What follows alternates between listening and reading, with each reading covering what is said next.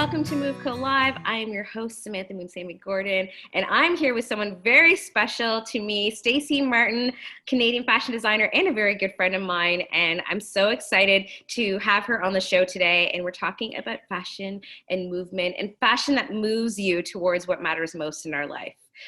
So I'm so excited to have her here. Stacey, how are you doing? What's it like at home? I'm doing great. Thank you. Just grateful for every day, grateful to be healthy and happy and be surrounded by a wonderful community and friends. So I can't complain. The same thing we're all going through, just forging forward and doing my best. Exactly. So we're together, but we're apart. But these shows, I hope everyone who's listening today, just from our heart to yours, just want to say a big hello. Hope you're doing well, taking care of your health and wellness. But good for you for taking a moment to listen to the show today to help you live your best life. And I want to say a big thank you to the Green Beaver Company for helping us power up this show. I'm going to put in the show notes a $10 gift card and 25% off, so you can shop some Canadian green products. And yes, let's dive right in. I'm so excited to introduce you. If you don't already know her, this is Stacey Martin. She is the founder and CEO of Stacey Martin Lifestyle. She's an entrepreneur, a fashion designer, mom, and fearless dreamer who began her career as a professional performing artist and dancer on Broadway. So she knows all too well the importance of having clothing that moves with your body, and deeply understands the connection between clothing and confidence. And isn't that true? Today, I'm actually wearing one of my favorite pieces from Stacey Martin,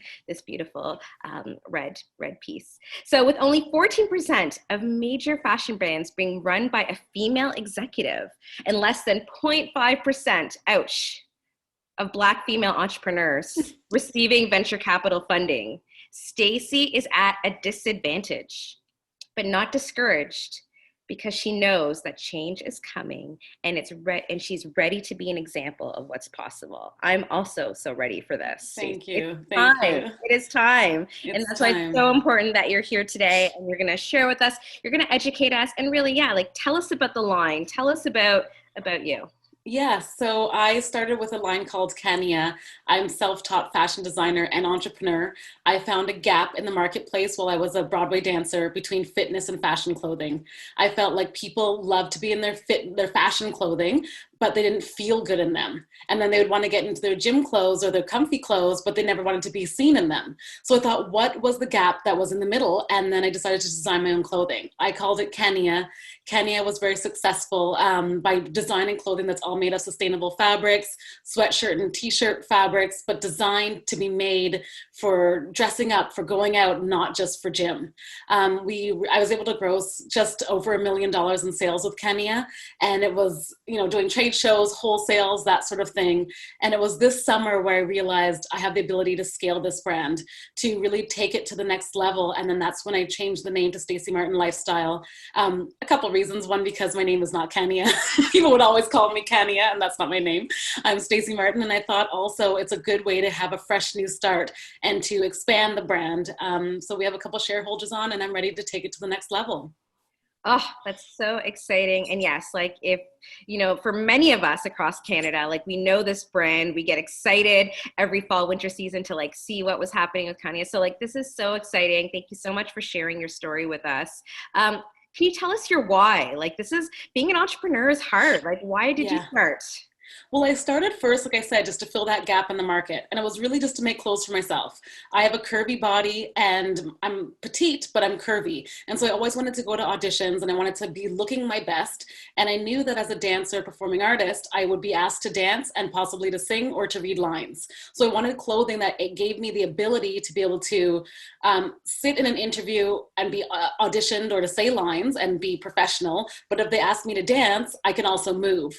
And I thought, why don't we have that in our regular life in fashion, or in whatever we're doing? Why can't we just walk around and be comfortable, but I'll still be able to move through our life? A lot of times fashion designers don't take into account that thing.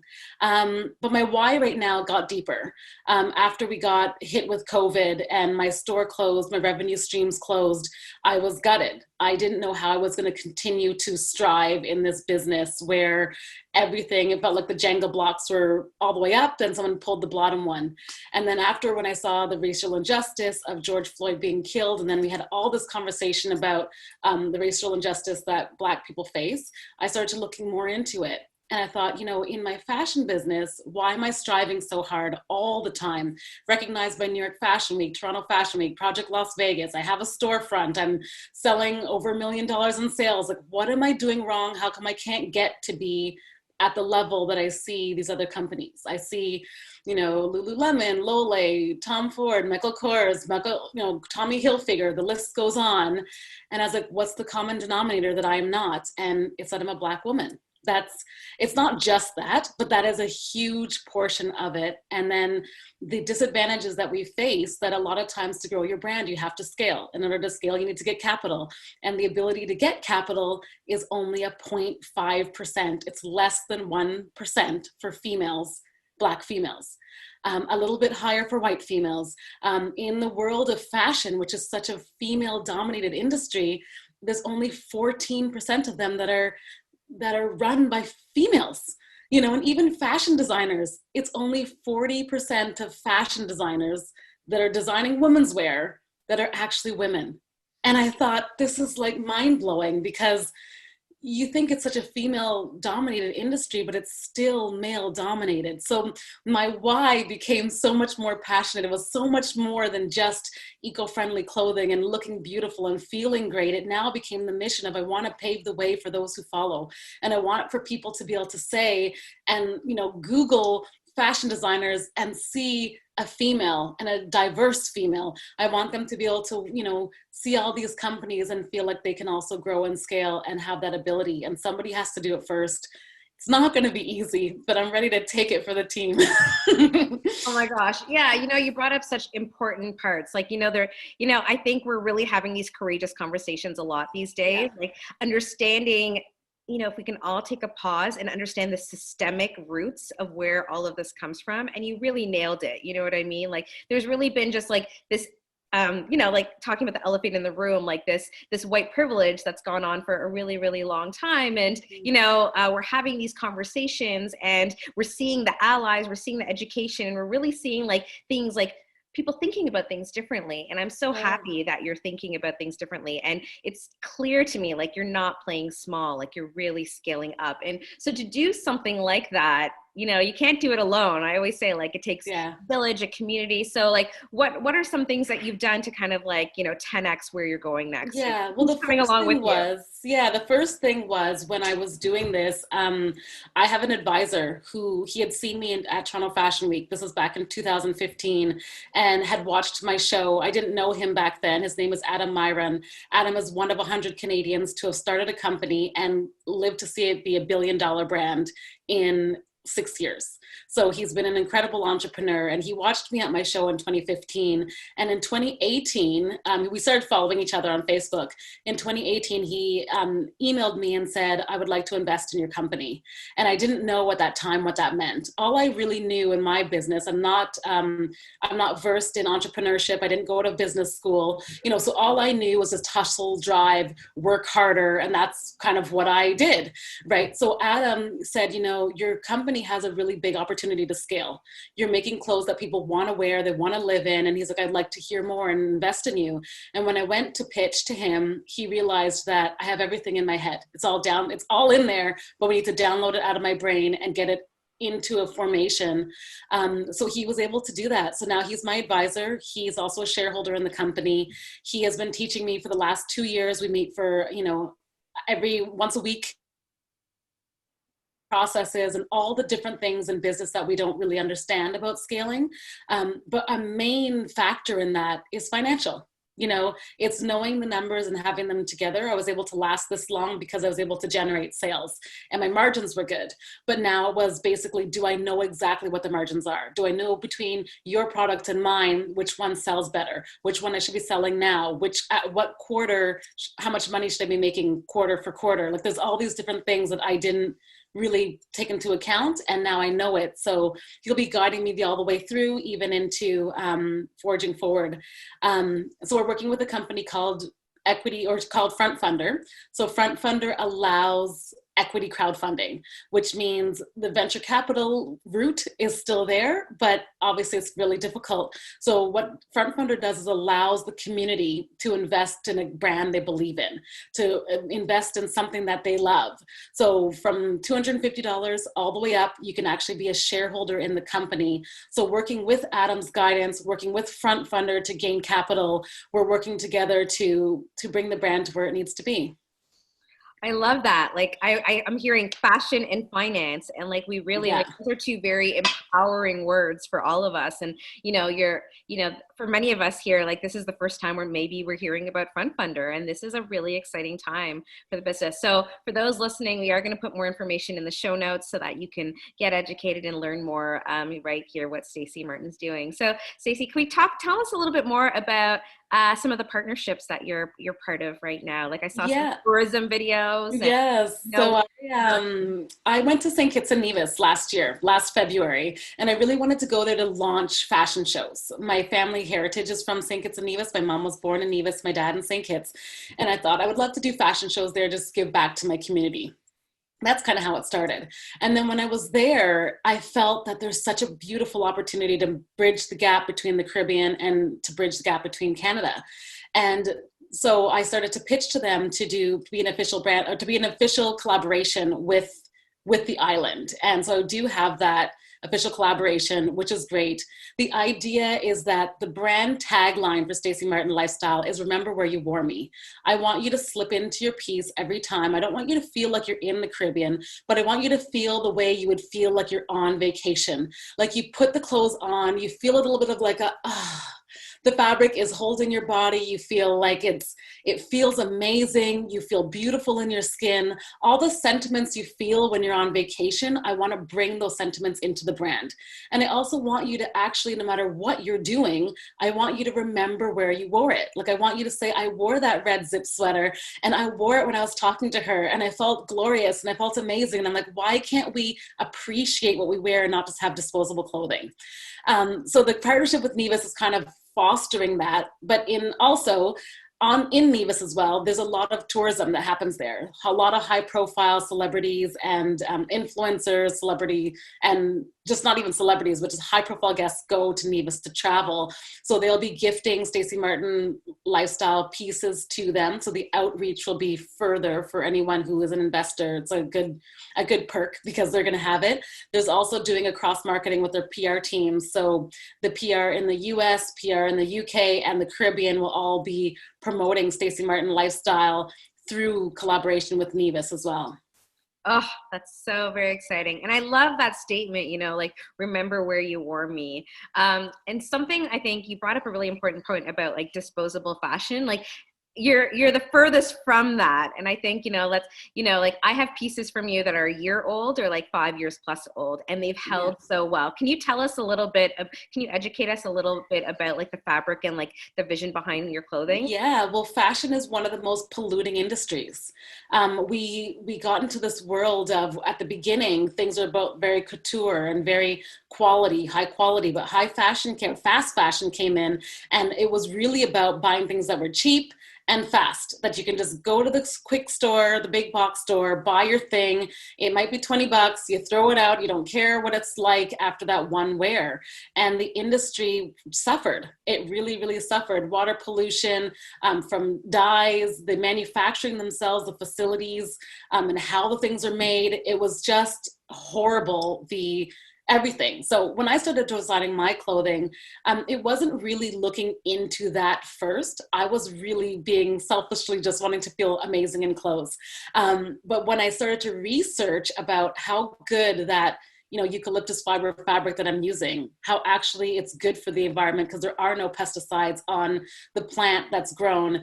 And the fact that I do make things in Canada means that I can have, I can boost the Canadian economy, plus I can pay fair wages and make sure that people are, being treated properly, and that it's not polluting the environment because we have a 90%, our low carbon footprint in the brand so that there's not a lot of disposable waste. We try to use every piece the way it's cut, digitally cut, that it doesn't have a lot of waste in the product, and that you can actually wear one piece from day to night, at work, at play, for a year or 10 years and still love it and value it the whole way through. Absolutely. Yeah, I'm a living testament for that, for sure. It's gone me through many life stages in my life, and I just love it so much. I'm getting so excited at what's happening next. You know, we all suffer those moments where we go through those dips, Stacey, where like we need motivation. Like, where do you turn to? Like, what's in your toolkit right now to like really keep you motivated? Fitness, listening to inspiring stories, and just digging deeper within myself. I think like I have to get the blood moving in my body. I think moving every day is so important. I know you guys with Move Camp, you guys know exactly what I'm talking about. You can't get stuck. The moment you get stuck, you have to move.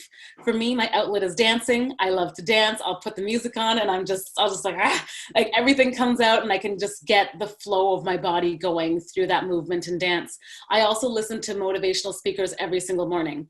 I like to listen to different people, what their journey was, where they went to, what their story was, because oftentimes in the entrepreneurial journey, you'll hear people say, you'll hear, the company started and the guy's 27 and it was 5 years later, he's a billionaire. And these stories get into the media, but when you really look at the longevity of a lot of companies, they've been doing it for a long time, and I think that we have to dig deep and know that our companies, it will take time. And it's not kind of the overnight success that people sort of think that it is. And so I feel like in those times, you got to dig deeper within yourself to really know what your purpose is. Knowing purpose to me is like number one, because it's deeper than me. This whole mission is bigger than what I am. If it was just about me or just about money, it wouldn't be anything. But when it's deeper than me, you have the motivation to overcome those obstacles, because they will come.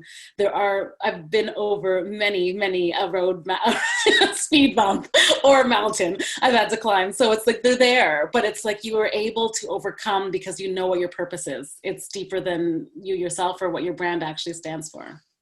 Absolutely. Well, one of the mountains right now is, that startling statistic that you said, like being 0.5 in the fashion industry. Like, what are some specific tactics that you're trying, that you're working on to kind of like get over that? Because it's a huge, people, I've gotten so much positive accolades in the last week. I announced this on Tuesday and people were just like, oh my God, she's so brave. She's so courageous. You're so gutsy. If anyone can do it, you can. And I realized, the thing is, it's actually now going to be, for me, I love that. And I'm so happy and so grateful. But for me, it now comes down to metrics. It's like, if I really want to be somebody who can break that mold, who can be that one person that makes it, I actually have to my target is $1 million. I have to actually make it to that point. It's not going to be easy. I know that, as much as with all the beautiful positive messages I'm getting, in finance, it really is, you got it or you didn't. There is no in between. And so it's going to be a hard road. It's going to be an uphill battle for sure, because as much as, people will look at me and say, if anyone you can do it, you can. For me, I feel like I don't want to be the only person who can, so if I do make it there, I want to pull other people up. Not if I do, when I do make it there, I want to pull other people up. But the whole idea is I don't want to be the only one to do it. At this point in time, I have to make it to be able to help other people. But it's going to be about outreach, about spreading the word, having these conversations, having them everywhere, hoping that somebody will just say, you know what, I believe in that girl. I believe in what she's doing. You know what, I'm going to donate, or not donate. I'm going to invest $250 into this company, because it might be like, Phil Knight when he started Nike with $500, in the 60s, and look at where Nike is now. Like, you have no idea where this company is going to take you. And I feel like the people who are in the infancy stage, they're going to be so happy in the end. But the idea is that it's one step at a time. It's one block at a time. It's one conversation at a time. And it's just feeling and manifesting what I want and believing and having faith that it's going to happen. Absolutely. No, I love that you're talking about metrics. It's so important. And I think for our audience, a lot of times we think and we're sitting back and we're listening to these inspiring stories and you're like, well, what can I do to help? And I would say what you can do to help is to truly be an ally. And we all have this opportunity to put our dollars behind things that mean something to us. And, with the Front Funder and this whole system you've created, like you've really empowered us to give us an opportunity to do that and to be, so it's not just Stacey being on her own, like lifting this idea up. Like you talked about purpose, like you have such a big purpose. It's not just about a clothing brand or wearing a sweater. It's about, like, let's lift her higher. Let's shine the light on this so that you're right. You're not the only one. Like we are raising a world of humans that, we want them to look out in the media and in magazines and Google and see that all different types of people can succeed in what their dreams are, Right. So thank you so much, Stacey. And, I think allyship is really an important part of this conversation. So what's next and what's our call to action for our community right now? Where are you going? Yeah, so like I said, I'm raising $1 million, and the whole point is that I'm giving up 18% of the company. The company has a 5.5 pre-money valuation right now, so I'm giving 18% of the company, and it's 18% community owned. So it's literally, my idea is that you're not necessarily giving money to help me. Yes, it helps me, but I want this to be owned by the community. The people that love Stacey Martin, love what it stands for. We're all that 18%, that front funder group, instead of just a regular venture capital company that just gives money and they may or may not care.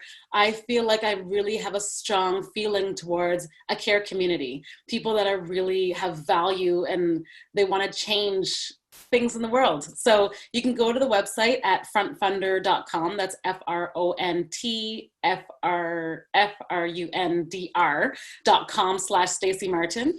And you can put your investment in there. You can also check out StaceyMartinLifestyle.com, which has all the information of me, my backstory, as well as the forward-reaching story as well. I love it so much. And yes, we'll put all that information in the show notes. Stacey, thank you so much for inspiring conversation. Thank you for reminding us, all of us, that it's so important to, wear things that we feel good in, move our bodies every day, fill our mind, body, and spirit, which is positive things. Like we're all here to make a difference. And you truly showed us today, like what your why is. And I know you've inspired many people today to think about where they're going to go next. So thank you so much. So even in light of it, pandemic, I think this is another success story of that. The pandemic took us a moment to pause, pivot, and wow, like look at this pivot that's happening, like from Kanye to Stacey Martin. So very proud of you, so excited. So Canada, now's our chance to be an ally, stand next to Stacey Martin and help this brand grow to beyond our wildest dreams. And thank you so much, Stacey. Thank you. I appreciate it. Really inspirational to all of us here. And I can't wait to see in a few months like where this is going to go and to continue to follow your journey and even have you back in a year's time. Would love that. Like let's see let's continue this story and where it goes to really show people that with work and creating mentors, having amazing mentors in our life and having that positive mindset, like we really can take our ideas to the next level. So on behalf of MoveCo Live, I hope everyone enjoyed the show today. Please check out the show notes, follow Stacey Martin Lifestyle on social media, websites. I'll be sharing everything at the bottom. Thank you so much to the Green Beaver Company for partnering with us today to keep this show going. And I wish everyone a beautiful day.